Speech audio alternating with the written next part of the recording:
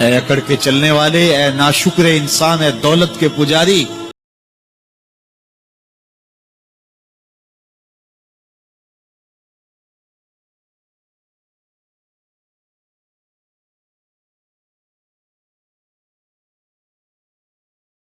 کوٹھیاں بنگلے سب کو یہیں رہ گیا، صرف ایک چادر کفن کے لے کے جا رہا ہے، لیکن جب قبر سے اٹھایا جائے گا یہ کفن کی چادر بھی رہ جائے گی، برہنہ اٹھایا جائے گا۔ اللہ اکبر! نہ پاؤں میں جوتے، نہ سر پہ پگڑی، نہ بدن پہ کپڑا، برہنہ اٹھایا جائے گا۔ سیدہ عائشہ رضی اللہ تعالیٰ عنہ نے سنا تو کانپنے لگی، عرض کی حضور قبر سے برہنہ اٹھائے جائیں گے تو ایک دوسرے سے حیا نہیں آئے گی؟ فرمایا عائشہ معاملہ اس سے بھی آگے ہے، کسی کو ہوش ہوگی تو حیا آئے گی، ہوش اڑے ہوئے ہوں گے، خوف قیامت طاری ہوگا، قبروں سے یوں لوگ اٹھائے جائیں گے۔ افلا یعلم اذا بوسر ما فی القبور، اب بوسرا کا جو مفہوم ہے، جو ترجمہ اور معنی ہے وہ تو رہے، بوسرا کا جو صوتی آہنگ ہے، جب بولتے ہوئے ایک جھٹکا لگتا ہے تو قبروں سے اٹھتے ہوئے لوگوں کی کیفیت معلوم کرنے کے لیے بوسرا کا صوتی آہنگ ہی کافی ہے۔ افلا یعلم اذا بوسر ما فی القبور وحصل ما فی الصدور، حصلہ کے اوپر جو تشدید ہے، یہ معنی کو کتنی خوبصورتی کے ساتھ ایک مجسم پیکر میں سامنے لا رہی ہے۔ اللہ فرماتا پھر وہ وقت آئے گا جو سینے میں ہوگا وہ تشت ازبام ہو جائے گا۔ آج آپ مجھے نیک سمجھتے ہیں، میں آپ کو اچھا سمجھتا ہوں، لیکن میرے سینے کے اندر کیا چل رہا ہے یہ آپ کو نہیں پتا۔ یہ میں تقریر چہک چہک کے کر رہا ہوں، اس کے پیچھے کیا ہے؟ میں آپ کے دل اپنی جانب موڑنا چاہتا ہوں، آپ کی جیبیں خالی کرنا چاہتا ہوں، یا میں آپ کے سامنے پاک اور ستھرا اور بڑا جو ہے وہ نیکوکار بننا چاہتا ہوں، یا میرا مقصد رضائے الہی ہے؟ یہ مجھے پتہ ہے، آپ کو نہیں پتہ۔ آپ کہاں ہیں، کہاں کھڑے ہیں، میں آپ کو اچھا سمجھتا ہوں، لیکن آپ کو پتہ ہے کہ ہم کہاں کھڑے ہیں۔ لیکن قیامت کے دن یہ ساری چیزیں سامنے آ جائیں گی۔ وَحُصِّلَ مَا فِي الصُّدُورِ، اور سورہ الطارق میں فرمایا یوم تبلی السرائر فما لہ من قوت ولا ناصر، اس دن سارے راز کھول دیے جائیں گے اور کوئی طاقت نہیں ہوگی جو ان رازوں کو کھلنے سے روک سکے۔ آج طاقتور کی بات نہیں کھلتی اور کمزور کی بات اچھال دی جاتی ہے، لیکن وہ وقت آنے والا ہے یوم تبلی السرائر فما لہ من قوت ولا ناصر، نہ زور کے بل پہ، نہ زر کے بل پہ، نہ کسی اور بل پہ کسی کام کو روکا جا سکے گا، ہر شے تشت ازبام ہو جائے گی۔ وہ کتنا سخت دن ہوگا۔ اے داور حشر میرا نامہ اعمال نہ پوچھ، اس میں کئی پردہ نشینوں کے بھی نام آتے ہیں، تو وہ کتنا سخت دن ہوگا۔ وَحُصِّلَ مَا فِي الصُّدُورِ إِنَّ رَبَّهُمْ بِهِمْ يَوْمَئِذٍ لَخَبِيرٌ، بے شک ان کا رب اس دن ان سے خوب باخبر ہوگا۔ وہ آج بھی باخبر ہے، لیکن آج کئیوں کو یقین نہیں کہ وہ باخبر ہے، لیکن اس دن سب کو یقین ہو جائے گا کہ میرا رب اس سے باخبر ہے۔ جب پرانی تصویریں چلنا شروع ہو جائیں گی، جب ساری ویڈیو سامنے آ جائے گی، زندگی میں جو جو کیا، تنہائی میں، اعلانیہ، خفیہ، جہاں جہاں جو کیا، داد عیش دی، سب کچھ تشت ازبام ہوگا، سب کچھ جو ہے وہ سکرین پہ چل رہا ہوگا، کوئی چیز بھی تشت ازبام ہونے سے نہیں رہ جائے گی۔ تو پھر بندہ کہے گا اوہو یہ تو سب میرے مالک کو پتا تھا، لوگوں کی نظروں سے چھپ سکا، رب کی نگاہوں سے تو نہیں چھپ سکا، اس کی نگاہوں سے کون چھپ سکتا ہے؟ یہ یقین آج اپنی روحوں میں اتار لو، اچھی طرح سے جذب کر لو۔ گناہوں سے بچنے کا اکثیر نسخہ ہے یہ یقین کہ میرا رب مجھے دیکھا ہے۔ یہ یقین جب روح میں جم جائے، خیالوں میں اتر جائے، اعتقاد کا پختہ حصہ بن جائے، پھر بند کوٹڑی میں بھی جرم نہیں ہو سکتا کہ میرا مالک تو مجھے دیکھ رہا ہے۔ آپ دیکھتے نہیں کہ جب ساتوں دروازے بند کر کے بت کے اوپر موٹا کپڑا ڈال کے زلیخا بولی ہے تلک، یوسف اب تو آ جاؤ نا، اب تو کوئی نہیں دیکھ رہا، قال معاذ اللہ، تو جناب یوسف نے کہا میں اللہ کی پناہ میں آتا ہوں۔ اللہ اکبر! تو دروازے بند کر کے لوگوں کی نظروں سے چھپ گئی ہے، اور بے نور آنکھیں رکھنے والے اس پتھر کے بت سے بھی حیا کرتی ہے اور اس پہ بھی پردہ ڈال لیا ہے۔ جب تو اس جھوٹے خدا سے حیا کرتی ہے، میں سچے خدا سے حیا کیوں نہ کروں جو ساتویں کوٹھڑی میں بھی دیکھتا ہے۔ اتنی روشنیاں برسی کہ گناہ کا تصور بھی محال ہوتا ہے۔ تو یہ یقین کہ میرا اللہ مجھے دیکھ رہا ہے، یہ انسان کی زندگی میں نظم پیدا کرتا ہے۔ جب لوگ پلٹ کے آ جاتے ہیں تو دو فرشتے آتے ہیں، منکر نکیر ان کے نام ہیں، اور وہ اس کو بٹھا دیتے ہیں اور بٹھا کر کے اس سے 3 سوال پوچھتے ہیں۔ پہلا سوال یہ ہوتا ہے من ربک، تیرا رب کون ہے؟ اب کوئی مانے یا نہ مانے، رب تو سب کا اللہ ہی ہے، یہ تو حقیقت ہے، یہ تو طے شدہ ہے، لیکن جو عقیدہ دنیا پہ رہا ہوگا وہی عقیدہ اس کے لہجے میں آئے گا۔ تو اگر ہم اپنے رویے سے، اپنے عمل سے، اپنے عقیدے سے واقعی اللہ کو رب مانتے ہیں، تو پھر قبر میں جب سوال ہوگا من ربک، تیرا رب کون ہے، تو پھر کبھی بھی جواب دیتے جھجک محسوس نہیں ہوگی۔ بندہ عرض کرے گا رب اللہ، میرا رب اللہ ہے۔ دوسرا سوال قبر میں یہ ہوگا کہ ما دینوں کا، تیرا دین کون سا ہے؟ مختلف ادیان دنیا کے اوپر موجود ہیں، لیکن اسلام کے بعد اب کسی اور دین کو قبول نہیں کیا جائے گا۔ ارشاد فرمایا کہ اللہ تعالیٰ اسلام کے علاوہ کسی اور دین کو قبول نہیں کرے گا۔ اب اس نے اگر اپنا طرز زندگی، اپنا انداز معاشرت اسلام کی مطابقت میں رکھا ہوگا اور دین کو اس نے دین سمجھا ہوگا، اسلام کو ہی اپنا دین، عملاً رویتاً ہر خوشی غمی کے موقع پہ اس نے اسلام کو ہی ترجیح دی ہوگی، تو پھر اس کو کوئی جھجک نہیں ہوگی جواب دیتے ہوئے کہ میرا دین اسلام ہے۔ میرے شب و روز، میری زندگی کے نشیب و فراز، میری زندگی کی ہر گوشہ جو ہے وہ اسلام کی مطابقت میں گزرتا تھا، تو پھر وہ سیدھا سیدھا جواب دے گا دینی الاسلام۔ اس لیے ہمیں اس سوال کی تیاری بھی کرنی چاہیے۔ ہم صرف مسلح کے مسلمان نہ بنیں کہ 5 نمازیں پڑھ لی، روزے رکھ لیے، تراویح پڑھ لی اور حج کر لیا، تو اس سے ہم مطمئن ہو گئے کہ ہم مسلمان ہیں۔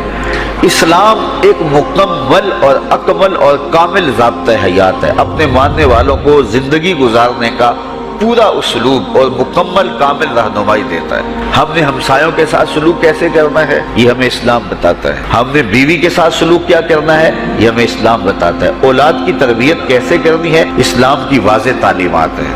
ہم نے سفر کرنا ہے تو انداز سفر کیا ہونا چاہیے اسلام نے ہمیں بتایا۔ کاروبار کرنا ہے تو ہمیں اللہ اس کے رسول نے واضح 2 ٹوک اور سیدھے سیدھے احکام دیے ہیں کہ تم جب کاروبار کرو تو تم اس انداز کے ساتھ کاروبار کرو، کم نہیں تولنا، کم نہیں ناپنا، جھوٹی قسم نہیں کھانی، سود نہیں لینا، ملاوٹ نہیں کرنا، ایک ایک چیز وہ اسلام نے ہمیں فراہم کی ہوئی ہے۔ تو پورا دین جو ہے جب ہم اختیار کریں گے، ہمارے رویے، ہمارا طرز زندگی، ہمارا انداز معاشرت جب دین اسلام کے مطابق ہوگا تو قبر میں اس سوال کا جواب دینا ہمارے لیے کوئی مشکل نہیں ہوگا۔ اور اگر ہمارا طرز زندگی کچھ اور طرح کا ہوگا تو کیا صرف یہ کہہ دے کہ ہم مسلمان ہیں؟ یہ تو پھر ایک کافر بھی کہہ سکتا ہے کہ میرا دین اسلام ہے، ایک منافق بھی کہہ سکتا ہے کہ میرا دین اسلام ہے، لیکن ایسا نہیں ہوگا۔ جو ہماری کیفیت قلب ہوگی قبر میں اس کا جواب اس کی مطابقت میں آئے گا۔ یہ کافر جواب نہیں دے سکے گا کہ میرا رب اللہ ہے، کیونکہ وہ عمل سے، رویے سے اس کو اپنا رب نہیں مانتا ہے، تو حقیقتاً تو اس کا رب اللہ ہے، لیکن وہ یہ جواب نہیں دے پائے گا۔ اسی طرح جو شخص اپنے طرز زندگی کے اندر اسلام کو داخل نہیں کر چکا ہے اور اسلام کو اس نے اپنا ہادی رہنما نہیں بنایا ہے، تو وہ قبر میں اس سوال کا جواب کیسے دے سکے گا کہ میرا دین اسلام ہے، چونکہ اس کا رویہ، اس کا طرز زندگی اور اس کا انداز معاشرت ایسا نہیں رہا ہوگا۔ اس لیے ہمیں اپنی زندگی کے شب و روز کو اسلامی تعلیمات کے سانچے میں مکمل اور کامل طور پہ ڈھالنا ہوگا، تاکہ جب قبر میں سوال ہو تو ہم جواب دے سکیں کہ ہمارا دین اسلام ہے۔ تیسرا سوال فرشتے پھر پوچھیں گے حضور علیہ الصلوۃ والسلام کے روضہ دور سے اور قبر کے درمیان سے پردے ہٹا دیے جائیں گے اور رسول کریم صلی اللہ علیہ وسلم سامنے ہوں گے، اور فرشتہ حضور کی طرف اشارہ کر کے کہے گا ما کنت تقول فی ھذا الرجل، ان کے بارے میں زندگی میں کیا کہا کرتا تھا۔ تو یہ حضور علیہ الصلوۃ والسلام سامنے ہوں گے اور یہ سوال پوچھا جائے گا۔ اب ابو جہل سے پوچھا جائے گا ما کنت تقول فی ھذا الرجل، تو وہ کہے گا ہے ہاتھ لا ادری، ہائے افسوس میں نہیں جانتا یہ ہیں کون۔ ابو لہب سے پوچھا جائے گا، وہ کہے گا ہے ہاتھ لا ادری، ہائے افسوس میں نہیں جانتا یہ کون ہے۔ اچھا جانتا نہیں تو پتھر کس کو مارتا تھا، جانتا نہیں تو گڑے کس کی راہوں میں کھدواتا تھا، جانتا نہیں تو اوجریاں کس کے اوپر ڈلوایا کرتا تھا، آنکھیں پھاڑ پھاڑ کے تو ساری زندگی دیکھتا رہا، لیکن آج ابو جہل قبر میں اترا، حضور کی صورت نورانی سامنے ہے، اور پوچھا گیا کہ یہ کون ہے، یہ نورانی چہرے والے کون ہیں؟ تو ابو جہل کہتا ہے ہائے افسوس میں نہیں جانتا یہ کون ہے۔ اور 14 صدیاں گزرنے کے بعد ایک مومن لحد میں اترتا ہے اور پردے ہٹا دیے جاتے ہیں اور منکر نکیر سوال کرتے ہیں عامر چیمہ بتا یہ کون ہے؟ وہ کہتا ہے پیچھے ہٹو، پہلے پائے ناز کو بوسہ تو کر لینے دو، میں تو مر کے پہنچا ہوں یہاں اس دل ربا کے واسطے، یہ تو میرے وقت جاگے کہ وہ میری قبر میں آئے۔ شیخ عبدالحق محدث دہلوی علیہ رحمہ لکھتے ہیں کہ جب سے یہ سنا ہے کہ قبر میں حضور آئیں گے، پتہ نہیں موت کہاں مر گئی ہے، جی چاہتا ہے زندہ ہی قبر میں چلے جائیں۔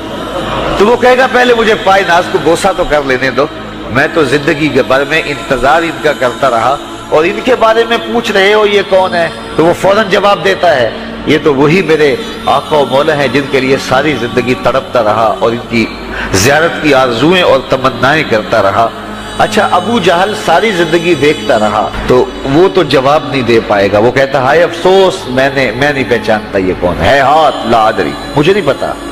اور 14 صدیاں گزرنے کے بعد ایک مومن لحد میں اترتا ہے تو وہ فوراً کہتا ہے یہ تو وہی ہیں جن کے لیے زندگی گزار آیا ہوں۔ تو جس نے دیکھا تھا وہ پہچان نہیں سکتا، اور صدیوں بعد جو دنیا کے اوپر آیا وہ فوراً پہچان بھی رہا ہے اور پائے ناز کو بوسے بھی کر رہا ہے، تو پھر اس کا کیا جواب ہوگا؟ تو اس کا جواب علامہ اقبال علیہ رحمہ نے دیا۔ وہ کہتے ہیں قبر میں یہ جو آنکھیں ہیں ان میں تو مٹی پڑی ہوگی، یہ تو بند ہوگی، دل کی آنکھیں کھلی ہوں۔ ابو جہل نے ان آنکھوں سے دیکھا تھا، یہ آنکھیں تو اب کھلی نہیں ہیں، تو ان سے وہ کیسے پہچانے گا؟ اور دل کی آنکھوں نے حضور کو دیکھا ہی نہیں تھا۔ اور یہ صدیوں گزرنے کے بعد جو مومن لحد میں اترتا ہے اس کی گو ان آنکھوں نے نہیں دیکھا تھا، لیکن مومن کے دل میں حضور ہی بستے ہیں، اس لیے اس کی آنکھوں نے، دل کی آنکھوں نے حضور کو دیکھا اور پہچان لیا، اس لیے کہ دل کی آنکھوں نے حضور پہلے بھی دیکھے ہوئے تھے اور دل آرزو میں مچلتا رہا، اس لیے دل کو پہچاننے میں دیر نہیں لگی۔ تو وہاں یہ آنکھ نہیں پہچانے گی، یہ آنکھ پہچانے گی۔ تو حضور علیہ الصلوۃ والسلام کے حوالے سے جب سوال ہوگا، اگر اس سوال کا جواب نہیں آیا تو پھر جہنم کی کھڑکی کھول دی جائے گی، اور اگر اس سوال کا جواب آیا تو پھر جنت کے دروازے کشادہ کر دیے جائیں گے اور جنت کی ٹھنڈی ہوائیں اس کی قبر میں آ جائیں گی۔ بلکہ حدیث میں آتا ہے اسے کہا جائے گا کہ نم کنومت العروس، ایسے سو جا جس طرح دلہن سوتی ہے۔ اور وہاں سے لے کر کے حشر تک کا سفر جو ہے اس کے لیے بہت لمبا سفر نہیں ہوگا، وہ ایسے ہوگا کہ جو ہے وہ ایک خوبرو کے گلے سے ہار گرے گا اور وہ موتی ٹوٹ کے گر جائیں گے اور وہ اس کو چننے میں مصروف ہو جائے گا، اب یہ سارے موتی چن نہیں پائے گا کہ قیامت آ جائے گی۔ یہ مومن کے لیے اللہ نے آسانی رکھی، 50,000 سال کا دن ہوگا یوم محشر، لیکن جو مومن ہوگا اس کے لیے حشر کا اتنا بڑا دن ایسے ہوگا جتنا عصر کا وقت ہوتا ہے۔ تو اتنے فتح مکہ کا دن ہے۔ آپ جانتے ہیں کہ حضور کے پیچھے ایک بچہ بیٹھا تھا، حضور کا ردیف، جو خوشی سے اچھلتا تھا، بڑی خوشی کا دن تھا، لیکن میرے حضور کا سر عجز سے جھکا ہوا تھا، حتیٰ کہ امامے کا کور اونٹنی کی کوہان کے ساتھ لگتا تھا، لیکن وہ بچہ تھا، نو عمر تھا، وہ اچھلتا تھا خوشی سے، تو حضور سے روکتے تھے، پھر وہ اچھلتا تھا، پھر روکتے تھے۔ وہ بچہ کون تھا؟ تاریخ میں ڈھونڈے، نواسہ نہیں ہے، کسی انصاری سردار کا بیٹا نہیں ہے، کسی قریشی سردار کا بیٹا نہیں ہے، حضور کے خاندان کا کوئی فرد نہیں ہے۔ ہم نے تاریخ ڈھونڈی تو وہ حضور کے آزاد کردہ غلام اور منہ بولے بیٹے زید بن حارثہ کا بیٹا اسامہ بن زید ہے۔ فتح مکہ کے دن اپنے ساتھ جس کو بٹھایا وہ غلام زادہ تھا، دنیا کو بتایا محمد عربی غلاموں کو عزت دینے آیا ہے۔ ایک غلام کو یہاں اپنے ساتھ سواری پہ بٹھایا، دوسرے کو کعبے کی چھت پہ چڑھا دیا، بلال حبشی کو کہا یہاں کھڑے ہو کے اذان پڑھو۔ اللہ اکبر! کہاں بلال مکے کی گلیوں میں ظلم اور جبر، جور اور زیادتی کا شکار ہوتے تھے، چکی پسوائی جاتی تھی اور جسم میں میخیں ٹھونکی جاتی تھیں، اور ذلت اور رسوائی کے گڑھے میں ان کو دھکیل دیا تھا کفار نے۔ آج وہی غلام، وہی بلال کعبے کی چھت پہ کھڑا ہو کے اذان دے رہا ہے۔ اللہ اکبر! میں یہاں کھڑے ہو کے اذان دوں تو رخ کروں گا قبلے کی جانب، اور جب کعبے کی چھت پہ کھڑا ہوں تو پھر جدھر رخ کروں ادھر ہی تو قبلہ ہوگا۔ اب بلال اذان دے رہے ہیں، رخ کدھر کیا؟ حضور طواف کر رہے تھے، بلال اذان دے رہے تھے، جدھر جدھر حضور پھرتے وہ بھی رخ پھیرتے چلے جاتے۔ اقبال بولے اذان ازل سے تیرے عشق کا ترانہ بنی، اذان ازل سے تیرے عشق کا ترانہ بنی، नमाज तो उसकी दीद का एक बहाना बनी, अदाए दीद सरापा न्याज थी तेरी, किसी को देखते रहना नमाज थी तेरी। कैसा रंग था, कैसा जमाल था। तो वो तबके जिनको कोई पूछता नहीं था, उनको इज्जतों की मसनद पे बिठाया। गुलामों को तो बेड़ियों में जकड़ के लाया जाता था। इंसान इंसान के ऊपर हाकिम बना हुआ था और इंसान की तजलील होती थी। और मेरे हुजूर काबे से मुखातब होकर कहते हैं कि तेरी बड़ी इज्जत है, लेकिन फरमाया कि मुसलमान की इज्जत, आबरू और उसका खून तेरे से ज्यादा कीमती है। ये सबक दिया, ये दरस दिया, तो भटकी हुई इंसानियत को सुरागे जिंदगी मेरे हुजूर ने अदा किया। तो इसलिए आज मैं और आप इसका शुक्राना अदा करते हैं और अल्लाह के हुजूर लाख लाख शुक्र अदा करते हैं कि हमें उस नबी का गुलाम होने का शरफ और एजाज नसीब होगा। तो फिर उनकी तज़किरों और उनकी मोहब्बतों की खुशबू बखेरेंगे, उनके जिक्र की महक से मशाम हस्ती को क्यों मुअत्तर नहीं करेंगे, उनका तज़किरा नूर भी करेंगे और उनके बताए हुए तरीका को इख्तियार करके अपनी ज़िंदगी को भी नूर नूर करेंगे। आज एक तरफ हम अपने घरों पे चरागां करते हैं, तो मैं कहता हूँ कहीं ये चरागां बनेरों तक महदूद न रह जाए। कोई दिया लेके दिल नगर में भी आओ, कहीं दिल की गलियों में अंधेरा न रह जाए। तुम गलियों में तो झंडियां लगा दी, कहीं दिल की गलियां वीरान न रह जाएं। आओ कोई झाड़ू लेके दिल की सफाई भी करो, तुम्हारा अंदर भी सुथरा हो, तुम्हारा बाहर भी सुथरा हो। फिर मेरे मुस्तफ़ा पे दरूद पढ़ो। यारी ला तू पाक नबी संग ए पर पूरी यारी, फिर दरूद कबूल है तेरा लख नालों एक वारी। उनका तर्ज जिंदगी रूह में जज्ब कर लीजिए, उनके बताए हुए तरीकों को अपनी जिंदगी में उतार लीजिए। तो हम अगर अपनी पहचान हुजूर के नाम से करवाते हैं और हमारी सारी पहचान है ही उनके नाम से, तो फिर हमारा अमल भी उसकी गवाही दे, हमारा रवैया भी उसकी गवाही दे, हमारा तर्ज जिंदगी भी उसकी गवाही दे। आज भी अगर इस्लाम का दामन पकड़ो, व अंतुमुल आलौना इन कुंतुम मोमिनीन, मेरे रब ने वादा दिया है। काफिर लगते क्या हैं, तुम मोमिन बन के दिखाओ, इज्जतों का ताज तुम्हारे सर पे रखो। लेकिन तुम तन आसान हो, तुम ख्वाहिशात के बंदे बन गए हो, आरज़ुओं के गुलाम बन गए हो और नेमतें वो मांगते हो जो बदर और ओहद के सहाबा को अता की गई। कहा कैसे तुम्हें वो नेमतें मिलेंगी? पहले अपने आप को साबित तो करो कि हम इनके अहल हैं, और जब अपनी अहलियत साबित करोगे तो रहमत की बरखा बरसेगी और इतना करम होगा कि तुम्हारे दामन तंग नजर आएंगे और तुम बरसते फूलों को समेट नहीं पाओगे। लेकिन अफसोस कि तुम तलब वो करते हो।